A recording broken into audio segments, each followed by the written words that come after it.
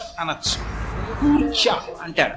అది పెట్టి తుడిసి తీస్తారు. ఇప్పటికీ మీరు ఎవరైనా పెద్దలు చేసే పూజలు చూడండి, దాంతో తీస్తారు నిర్మాల్యం ఉత్తరాభిముఖంగా. కాబట్టి ఎలా ఆయనకి నిర్మాల్యం తీయాలిగా, కూర్చ ఏదని ఆలోచించాడు. చూశాడు ఇంతకు ముందు అర్చకులు కూర్చతో నిర్మాల్యం తీయడం చూశాడు. నా దగ్గర కూర్చేది ముందు కాసేపు తినాలి, ఆకలేస్తోంది, ఇవన్నీ పట్టించుకుంటే ఎలా, పాపం ఎప్పుడు తిన్నాడో ఏమో. అది ఆయన భక్తి. ఆయన చూసింది ఏమిటో తెలుసా, అది రాయి లింగం లేదు, శివుడు అన్నాడు.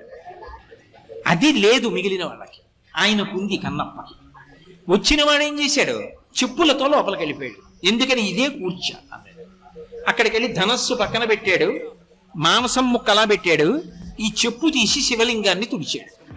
మార్గావర్తిత పాదుకా పశుపతే రంగస్య కూర్చాయతే. శివుడు అన్నాడు, అబ్బా ఇటువంటి కూర్చే ఎవరు వాడలేదురా ఇంతకు ముందు. అంటే దాని అర్థం మనం కూడా అలా చేయొచ్చనా? మనకెంత తెలుసో తెలియనివాడా?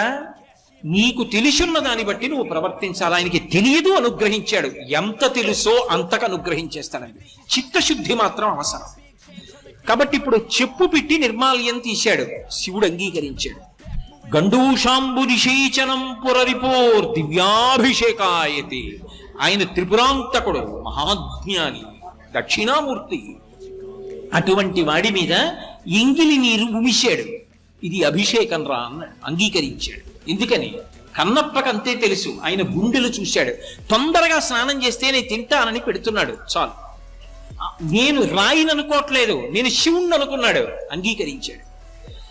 అలాగే కించిత్ భక్షిత మాంసశేషక బలం నవ్యోపహరాయతే. కొంత కొరికి చూసిన ఉమ్ముతో ఉన్న ఎంగిలి మాంసం అక్కడ పెట్టి తిను శివా అన్నాడు. గొప్ప ఆహారం పెట్టావురా అని తిన్నాడు.